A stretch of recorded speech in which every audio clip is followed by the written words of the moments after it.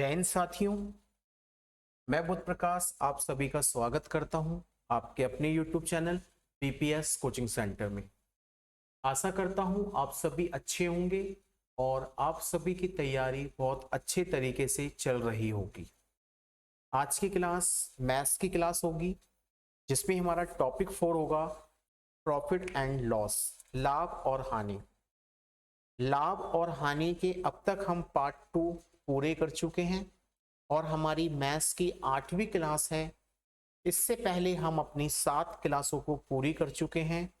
तो अगर आपने अभी तक वो 7 क्लास की वीडियो नहीं देखी हैं तो पहले आप 7 क्लासों को अच्छे से देखें, 7 क्लासों तक वॉच करें ताकि आपको सारी क्लासेस अच्छे से समझ में आ सकें। उसके बाद 8वीं क्लास आज की क्लास को देखें, ठीक है। और आज की क्लास होगी हमारी पार्ट 3। टॉपिक चल रहा है 4 प्रॉफिट एंड लॉस का, ठीक है, लाभ और हानि। अभी तक हमने लाभ और हानि में अपने 8 टाइप पूरे कर लिए हैं। आज की क्लास में हम टाइप 9 से शुरू करेंगे और आगे तक जाएंगे। और आज की क्लास में आपको अति महत्वपूर्ण प्रश्नों की श्रृंखला मिलेगी। आप किसी भी परीक्षा की तैयारी कर रहे हैं, चाहे वो एसएससी हो, डीएसएसबी हो, केवीएस हो या किसी भी स्टेट का हो, तो उन सभी परीक्षाओं में ये टॉपिक आपकी पूरी पूरी सहायता करेगा, ठीक है। तो बच्चे आप लोग वीडियो को पूरा देखें, बीच में छोड़ के ना जाएं, बिल्कुल ना भगें। वीडियो को पूरा देखें, आगे तक देखें, एक एक पॉइंट को समझें और स्किप ना करके देखें। देखिए अधिकतर बच्चे क्या होता है कि वीडियो को ना जल्दीबाजी में खत्म करने के चक्कर में काट काट के स्किप कर करके देख लेते हैं। तो बस आपसे यही कहूंगा कि स्किप ना करें। स्किप करने के चक्कर में कोई अच्छा पॉइंट आपसे छूट गया तो आपका एग्जाम में फिर आपको दिक्कत हो जाएगी, ठीक है। तो जितना देखें अच्छे से देखें, सही से देखें, अपने नोट्स बनाएं और साथ के साथ प्रैक्टिस करते रहें, क्योंकि मैथ्स जो सब्जेक्ट है वो आपका अभ्यास मांगता है। जितनी आप प्रैक्टिस कर जाएंगे आपको उतना ही फायदा हो जाएगा। जैसे कहते हैं ना, करत करत अभ्यास के जगमति होत सुजान। तो जितना आप सुधार अभ्यास करते रहेंगे उतना ही आपके अंदर सुधार आता रहेगा, ठीक है। चलिए टॉपिक 4 चल रहा है, टाइप 9। किसी वस्तु को x रुपए में बेचने पर जितना लाभ होता है y रुपए में बेचने पर उतनी ही हानि होती है। उस वस्तु का क्रय मूल्य ज्ञात करें। देखिए जब आपको कहीं भी किसी भी टॉपिक में 2 शब्द मिल जाए और वो 2 शब्द कौन कौन से, उतना और जितना, आपको जितना और उतना मिल जाए तो क्या करना होता है, दोनों नंबर को जोड़ो और हाफ कर दो। नहीं, जब आपसे क्रय मूल्य पूछेगा तो x प्लस वाई अपॉन 2 कर दीजिए, आपका आंसर आ जाएगा। x प्लस वाई अपॉन 2 कर दीजिए, आपका आंसर आ जाएगा, ठीक है। चलिए आज के पहले क्वेश्चन की तरफ चलते हैं। पहला क्वेश्चन कहा जा रहा है कि एक घड़ी को 820 रुपए में बेचने पर एक दुकानदार को उतना ही लाभ होता है जितना उसे 650 रुपए में बेचने पर हानि होती है। तो घड़ी का क्रय मूल्य क्या है? घड़ी का क्रय मूल्य क्या है? तो देखिए घड़ी का क्रय मूल्य कैसे निकलेगा, 820 प्लस 650, दोनों मूल्यों को प्लस करें और 2 से हाफ कर दें तो इसे जोड़कर आया 1470 बट्टे 2। 1470 बट्टे 2 काट के आएगा 735 रुपए। तो आंसर क्या हो जाएगा? 735 रुपए। तो इसका सही आंसर होगा 735 रुपए। ठीक है, 735 से 820 जितना ज्यादा है उतना ही 650 कम है। अगला क्वेश्चन देखिएगा, क्वेश्चन नंबर 2। एक कुर्सी को 450 रुपए में बेचने पर एक दुकानदार को उतना ही लाभ होता है जितना उसे 350 रुपए में बेचने पर हानि होती है। तो कुर्सी का क्रय मूल्य क्या है? कुर्सी का क्रय मूल्य क्या है? देखिए जरा, सीपी बराबर 450 प्लस 350 बट्टे 2, दोनों को जोड़कर आया 800 और 800 को 2 से भाग कर दीजिए तो आंसर आ जाएगा 400 रुपए। तो वस्तु का क्रय मूल्य है 400 रुपए, यानी वस्तु को कितने में खरीद कर आए थे? 400 रुपए में खरीद कर आए थे। ठीक है, दूसरा क्वेश्चन भी आपको क्लियर हो गया। क्वेश्चन नंबर 3 देखें। क्वेश्चन नंबर 3, एक रेडियो को 625 रुपए में बेचने पर एक दुकानदार को उतना ही लाभ होता है जितना उसे 450 रुपए में बेचने पर हानि होती है। तो रेडियो का क्रय मूल्य ज्ञात करें। रेडियो का क्रय मूल्य ज्ञात करें। देखिए, क्रय मूल्य बराबर 625 प्लस 450 बट्टे 2, तो दोनों को जोड़कर आया 1075। 1075 को 2 से भाग करने पर आएगा 537.50। 537.50। ठीक है, क्लियर है बच्चे? 537.50 दोनों को जोड़ने पर आ जाएगा। आगे चलते हैं। एक टेबल को 630 रुपए में बेचने पर एक दुकानदार को उतना ही लाभ होता है जितना उसे 250 रुपए में बेचने पर 20 रुपए अधिक की हानि होती है। तो टेबल का क्रय मूल्य क्या है? टेबल का क्रय मूल्य क्या है? यहां पर 3 संख्या दी है। जितना उसे 250 रुपए में बेचने पर 20 रुपए अधिक की हानि होती है, यानी उस वस्तु को 250 में ना बेचने पर 270 रुपए में बेचा गया। यहां जितनी भी संख्या आपके पास आएंगी आप सबको प्लस करेंगे। जितनी भी संख्या आए सबको प्लस कर दें। 630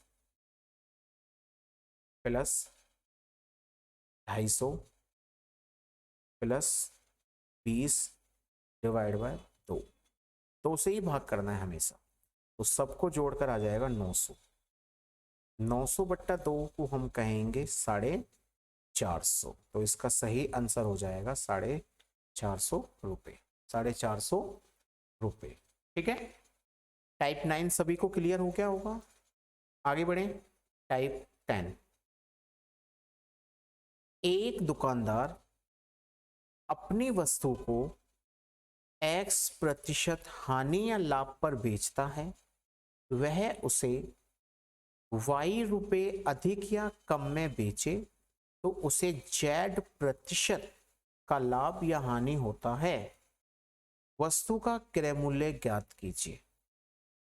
देखिए, जब आप क्रय मूल्य निकालेंगे तो रुपए गुना 100 बट्टे प्रतिशत, ये जो आपका प्रतिशत है ये प्रतिशत आपके अलग अलग दिए गए होंगे। या तो दोनों लाभ लाभ दिए गए होंगे या दोनों लाभ और हानि दिए गए होंगे। देखिए, अगर आपके प्रतिशत दोनों समान हैं तो माइनस कर देना और असमान है तो प्लस कर देना। अगर दोनों समान हैं तो माइनस कर देना, असमान है तो प्लस कर देना। ठीक है, देखिए जरा क्वेश्चन नंबर 1।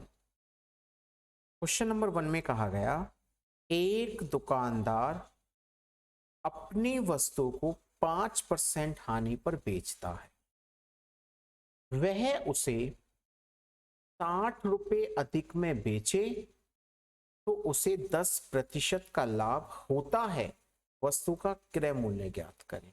देखिए क्रय मूल्य ज्ञात करें तो क्रय मूल्य कैसे निकलेगा भाई? क्रय मूल्य बराबर रुपए, रुपए हैं 60,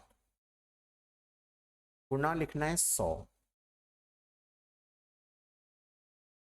बट्टे में एक 5% हानि है और एक 10% लाभ है। लाभ है और हानि है दोनों हो गए अलग अलग, एक 5 है एक 10 है, अलग अलग है तो दोनों प्लस हो जाएंगे, आ जाएगा 15 दोनों को जोड़ के। तो नीचे लिख देंगे 15 जो प्रतिशत दिया गया था 15, 15 से 60 को काट दीजिए 4 बार, 4 को 100 से गुणा किया तो सीपी हो गया 400 रुपए। तो आंसर आ जाएगा 400 रुपए। यानी उस वस्तु का जो क्रय मूल्य है वो है 400 रुपए। वस्तु का जो क्रय मूल्य है वो है 400 रुपए। आगे बढ़े। एक दुकानदार अपनी वस्तु को 10% हानि पर बेचता है। वह उसे 80 रुपए कम में बेचे तो उसे 5% की हानि होती है। वस्तु का क्रय मूल्य ज्ञात करें। वस्तु का क्रय मूल्य ज्ञात करें तो क्रय मूल्य बराबर रुपए 80 गुणा 100, बट्टे में एक हानि है दूसरी भी हानि है, दोनों हानि हानि क्या हो जाएंगी? माइनस हो जाएंगे भाई, समान है 5। 80 को 5 से काट दीजिए 16 बार, 16 को 100 से गुणा करो तो क्रय मूल्य निकल के आ जाएगा 1600 रुपए। तो इसका क्रय मूल्य हो जाएगा 1600 रुपए। ठीक है, क्रय मूल्य कितना होगा? 1600 रुपए। आगे चलते हैं। एक व्यापारी अपनी वस्तु को 50% लाभ पर बेचता है। वह उसे 144 रुपए अधिक में बेचे तो 13% का लाभ होता है। 13% का लाभ होता है। तो वस्तु का क्रय मूल्य ज्ञात करें। वस्तु का क्रय मूल्य ज्ञात करें। चलिए भैया क्रय मूल्य बताते हैं। क्रय मूल्य बराबर रुपए गुणा 100, पट्टे में दोनों प्रतिशत, एक है लाभ और दूसरा भी है लाभ, तो लाभ लाभ हो जाएंगे माइनस। 25 में से 13 गए तो बचा 12। 144 को 12 से काट दीजिए 12 आएगा और 12 को 100 से गुणा कर दीजिए तो आंसर आ जाएगा 1200।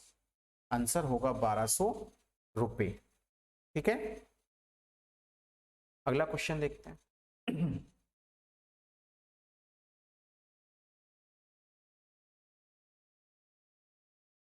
एक व्यापारी अपनी वस्तु को 10% हानि पर बेचता है।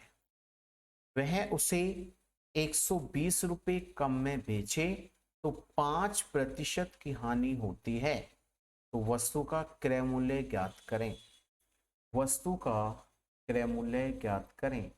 क्रय मूल्य बराबर रुपए गुणा 100, पट्टे में प्रतिशत, हानि हानि दोनों सेम है तो यहाँ 5 लिख देंगे। 120 को 5 से काट दीजिए 24 और 24 को 100 से गुणा कर दीजिए तो आंसर आ जाएगा 2400 रुपए। आंसर हो जाएगा 2400 रुपये, 2400 रुपये। ठीक है, 10 टाइप पूरे हो चुके हैं। आगे चलते हैं, टाइप 11 देखिएगा। एक दुकानदार अपनी वस्तु पर D1% की छूट देता है, यानी कुछ परसेंट की छूट दे रहा है, तो उसे कुछ परसेंट का लाभ होता है। यदि वह D2% की छूट देता है तो उसे P1% का लाभ होता है। P1% का लाभ होता है। फॉर्मूला में आपको 4 चीजें आ चुकी हैं, D1, D2, P1, P2। Formula है DP is equal to DP, यानी मैंने इसको DP के नाम से जानता हूं, DP के नाम से आप इसको जानेंगे, डिस्काउंट बट्टे प्रॉफिट, डिस्काउंट बट्टे प्रॉफिट। क्वेश्चन में 3 संख्या आपको दी गई होंगी और चौथी संख्या आपसे पूछ रहा होगा, चौथी संख्या पूछ रहा होगा। ठीक है, देखिए जरा। एक दुकानदार अपनी वस्तु पर 10% की छूट देता है तो उसे 15% का लाभ होता है। वह कितने प्रतिशत की छूट दे कि उसे 20% का लाभ हो? कितने प्रतिशत की छूट दे कि उसे 20% का लाभ हो?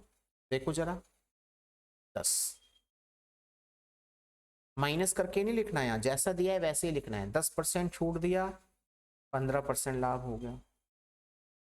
कितने परसेंट की छूट दे दें जो 20% का लाभ हो जाए? 5 से 3 बार, 5 से 2 बार, D बराबर 40/3। क्रॉस मल्टीप्लाई किया मैंने, D को 3 के साथ और 2 को 30 के साथ, तो डिस्काउंट बराबर 40/3। जब 40 को 3 से डिवाइड करेंगे तो 13.33% या 13 सही 1/3%। 13 सही 1/3%। क्लियर है? क्लियर है सभी को? चलिए बच्चे आगे चलते हैं। क्वेश्चन नंबर 2 को देखना। क्वेश्चन नंबर 2 देखना। एक दुकानदार अपनी वस्तु पर 20% की छूट देता है, 20% की छूट देता है तो उसे 10% का लाभ होता है। यदि वह 25% की छूट देता तो उसे कितने प्रतिशत का लाभ होता? 25% की छूट देता तो उसे कितने प्रतिशत का लाभ होता? देखें जरा, जब उसने 20% की छूट दी तो लाभ हुआ 10% का। जब 25% की छूट देगा तो लाभ होगा कितने परसेंट का? 10 से 20 को काट दीजिए 2 बार और 2 से 25 को काट दीजिए 12.5। आमने सामने काट सकते हैं ऐसे, तो उसको 12.5% का लाभ हो जाएगा, 12.5% का लाभ हो जाएगा। ठीक है। Question number 3। क्वेश्चन नंबर 3 में एक व्यापारी अपनी वस्तु पर 25% की छूट देता है तो उसे 15% का लाभ होता है। यदि वह 30% की छूट देता तो उसे कितने प्रतिशत का लाभ होता? उसने 25% की छूट दी भाई पहले तो उसे लाभ हुआ 15%, और उसने छूट दे दी 30% की तो उसे लाभ हो जाएगा कितने परसेंट? 5 से 5 बार, 5 से 3 बार, 3 और 5 से 30 को काट दीजिए 6 बार, 6 18। तो दुकानदार को 18% का लाभ हो जाएगा, 18% का लाभ हो जाएगा। क्लियर है? आगे चलें। एक दुकानदार अपनी वस्तु पर 18% की छूट देता है तो उसे 30% का लाभ होता है। 30% का लाभ होता है। यदि 25% की छूट देता तो उसे कितने प्रतिशत का लाभ होता? देखो जरा, 18, 30%, 25, कितने परसेंट? 6 से 3 बार, 6 से 5 बार। ठीक है, अब तो कुछ कटना नहीं है भाई। 6 से 3 बार, 6 से 5 बार, तो ये हो जाएगा 3p बराबर 125। p बराबर 125 बट्टा 3। 125 को 3 से काटो, 41.66%। 41.66% इसका आंसर हो जाएगा। क्लियर है? इसी के साथ आगे चलते हैं, 12वें टाइप को देखते हैं।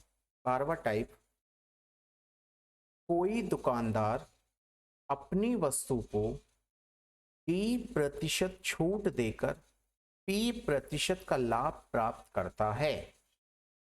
वह उसका x रुपए अंकित मूल्य लिखता है, यानी MRP। तो वस्तु का क्रय मूल्य ज्ञात कीजिए। क्या करेंगे आप? 100 के साथ यहाँ पे प्लस लिख दिया है, जबकि यहाँ पे होना चाहिए माइनस। यहाँ प्लस नहीं होगा, यहाँ पे होगा माइनस, क्योंकि डिस्काउंट को हम 100 पे करते हैं माइनस और प्रॉफिट को 100 पे करते हैं plus, is equal to TP बट्टे MRP। क्योंकि कोई भी दुकानदार डिस्काउंट देता है क्रय मूल्य पर और लाभ कमाता है MRP पर। जितना ज्यादा प्रिंट करेगा उतना ज्यादा लाभ कमाने की संभावना होगी। जितना ज्यादा दुकानदार प्रिंट रेट डालेगा उतना ही ज्यादा लाभ कमा लेगा वो, है ना।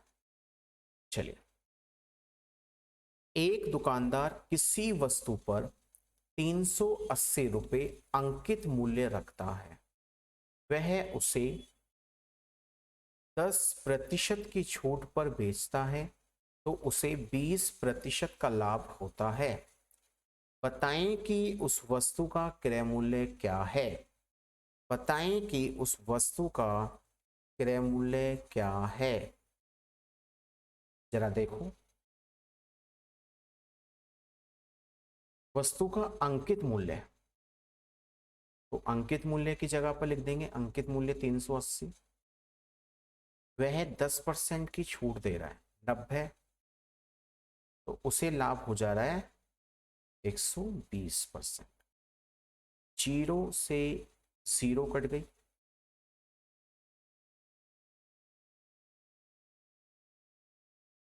3 से 3 बार, 3 से 4 बार, और ये 4 से पूरा कट जाएगा। 4 निम्मा 36, 5 बार, 95 बार कट गया। 95 को 3 से गुणा कर दीजिए तो आंसर आ जाएगा 285 रुपये। आंसर होगा 285 रुपये। ठीक है, वस्तु का जो क्रय मूल्य था वो था 285 रुपये। अगला प्रश्न, किसी वस्तु का क्रय मूल्य 400 रुपये है। एक व्यापारी इस पर 15% की छूट देकर 25% लाभ कमाता है। बताएं कि उस वस्तु का अंकित मूल्य क्या है। क्रय मूल्य दिया गया है इस बार, वस्तु का क्रय मूल्य है 400 रुपये। MRP पूछ रहा है, 15% की छूट दे रहा है 85, 25% का लाभ कमा रहा है 125। काट दीजिए इसको, 5 से 17 बार, 5 से 25 बार। तो MRP बराबर 25 चौका 100, 10,000 बट्टे 17। जब आप इसको 10,000 को 17 से काटेंगे तो आपको प्राप्त होगा 588.23 रुपये। 588.23 रुपये प्राप्त होगा।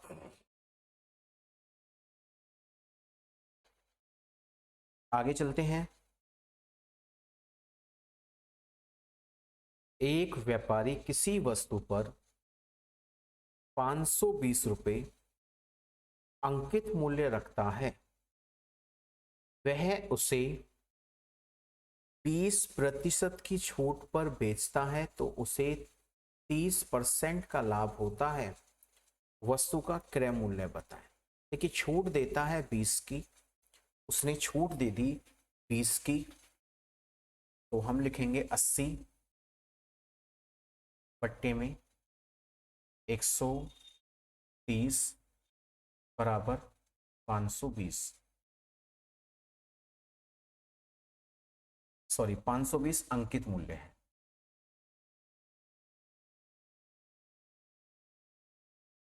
अस्सी बट्टा 130 बराबर क्रय मूल्य बट्टे अंकित मूल्य। 13 से काट दीजिए 4 बार और 80 को 4 से गुणा कर दीजिए। 80 को 4 से गुणा कर दीजिए तो आंसर हो जाएगा 320 रुपये। तो वस्तु का क्रय मूल्य हो जाएगा 320 रुपये। 320 रुपये। आगे चलते हैं। किसी वस्तु का क्रय मूल्य 350 रुपये है। एक व्यापारी इस पर 30% की छूट देकर 20% का लाभ कमाता है। तो बताएं उस वस्तु का अंकित मूल्य क्या है। बताएं उस वस्तु का अंकित मूल्य क्या है। 30% की छूट दे रहा है 70, लाभ कमा रहा है 120, क्रय मूल्य है 350। पता करना है MRP। काट दीजिए 5 बार और 12 पंजे 60 यानी 600 रुपये। तो MRP हो जाएगा 600 रुपये। MRP हो जाएगा 600 रुपये। ठीक है, तो इसका MRP हो जाएगा 600 रुपये। ठीक है बच्चे, आज की क्लास के अंतिम टाइप का अंतिम प्रश्न था और हमने आज की क्लास में प्रॉफिट एंड लॉस को पूरा कर लिया है।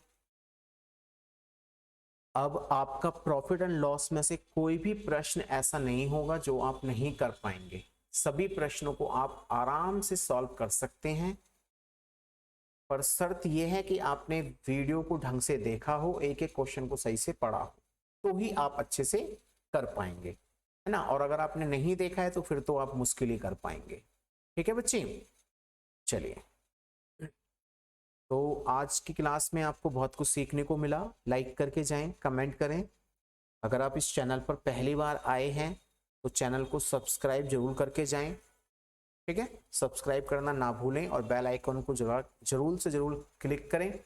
और इन वीडियो को, मेरे चैनल को अपने दोस्तों के साथ ज़्यादा से ज़्यादा शेयर करें ताकि आपके साथ साथ उन दोस्तों का भी भला हो सके, वो भी अच्छे से तैयारी कर सकें। ठीक है बच्चे, थैंक्स फॉर वॉचिंग।